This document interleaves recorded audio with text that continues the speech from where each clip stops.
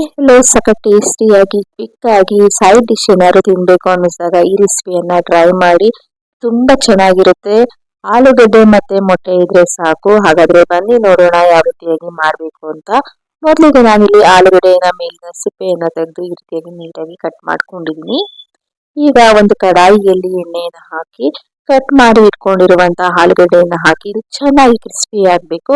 ಅಲ್ಲಿವರೆಗೂ ನಾವು ಫ್ರೈ ಮಾಡ್ಕೋಬೇಕಾಗುತ್ತೆ. ಇದು ತುಂಬಾನೇ ಸಿಂಪಲ್ ಆಗಿ ಮಾಡ್ಕೋಬಹುದು ಮತ್ತೆ ಟೇಸ್ಟ್ ಮಾತ್ರ ಅದ್ಭುತ ಅಂತಾನೆ ಹೇಳ್ಬೋದು, ಅಷ್ಟು ಚೆನ್ನಾಗಿರುತ್ತೆ. ನೀವ್ ಒಂದ್ಸತಿ ಮಾಡ್ಕೊಟ್ರೆ ಮನೆಯಲ್ಲೆಲ್ಲ ಸೈಡ್ ಡಿಶ್ ನ ಇದನ್ನೇ ಮಾಡಿ ಅಂತಾರೆ, ಅಷ್ಟು ಟೇಸ್ಟಿ ಆಗಿರುತ್ತೆ. ನೋಡ್ತಾ ಇರ್ಬೋದು ಇದು ಎಣ್ಣೆಯಲ್ಲಿ ಈ ರೀತಿಯಾಗಿ ಕಲರ್ ಚೇಂಜ್ ಆಗಿ ಕ್ರಿಸ್ಪಿಯಾಗಿ ಹಾಕ್ಬೇಕು.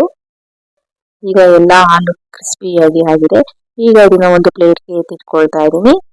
ನೀವು ಕ್ವಾಂಟಿಟಿಯನ್ನ ನೋಡಿ ಜಾಸ್ತಿ ಕಮ್ಮಿ ಮಾಡ್ಕೋಬಹುದು.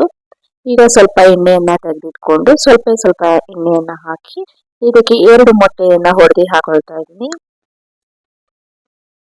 ನಂತರ ಇದಕ್ಕೆ ಮೇಲೆ ಸ್ವಲ್ಪ ಖಾರದ ಪುಡಿ ಹಾಗೂ ಸ್ವಲ್ಪ ಉಪ್ಪು ಮತ್ತು ಅರಿಶಿನವನ್ನ ಹಾಕೊಂಡು ಇದನ್ನ ಒಮ್ಮೆ ಚೆನ್ನಾಗಿ ಮಿಕ್ಸ್ ಮಾಡ್ಕೊಳ್ಳಿ. ಇದನ್ನ ಹಾಗೆ ಒಮ್ಮೆ ಚೆನ್ನಾಗಿ ಸ್ಪೂನಿನ ಸಹಾಯದಿಂದ ಫ್ರೈ ಮಾಡ್ಕೋಬೇಕಾಗುತ್ತೆ.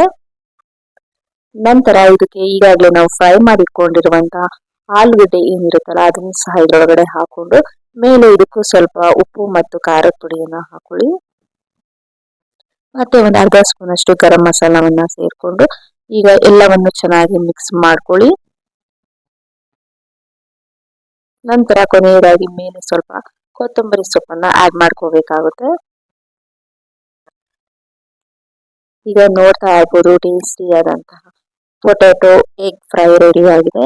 ಈಗ ಇದನ್ನ ನೀವು ಯಾವುದೇ ಒಂದು ಬೇಳೆ ಸಾಂಬಾರ್ ಜೊತೆ ಟೇಸ್ಟ್ ಮಾಡೋಕೆ ಕೊಡಿ, ಸಖತ್ತಾಗಿರುತ್ತೆ. ಇಲ್ಲ ನೀವು ಆಗಿನ ಸಹ ಇದನ್ನ ತಿನ್ಬೋದು, ಅಷ್ಟು ರುಚಿಯಾಗಿರುತ್ತೆ. ನೋಡಿದ್ರಲ್ಲ ಇಷ್ಟು ಈಸಿಯಾಗಿರುವಂತಹ ರೆಸಿಪಿಯನ್ನ ನೀವು ಟ್ರೈ ಮಾಡಿ ಬಂದು ಕಮೆಂಟ್ ಮೂಲಕ ತಿಳಿಸಿ. Thank you so much.